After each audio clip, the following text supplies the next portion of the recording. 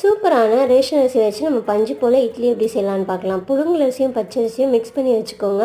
அதுலேருந்து 2 உலக்கு தனியாக எடுத்து ஊற வச்சிடலாம். இப்போ 100 போல் உளுந்து தனியாக ஊற வச்சுக்கணும்.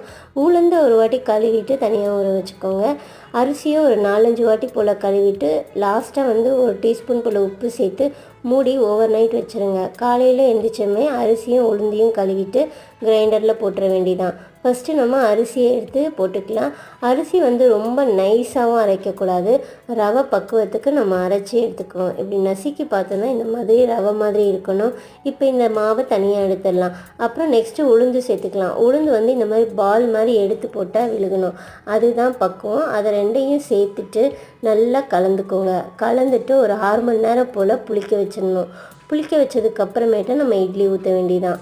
நல்லா 6 மணி நேரம் ஆச்சு. நல்லா பொங்கி சூப்பராக வந்துடுச்சு. கண்டிப்பாக மிஸ் பண்ணாமல் இந்த மாதிரி ட்ரை பண்ணி பாருங்கள்.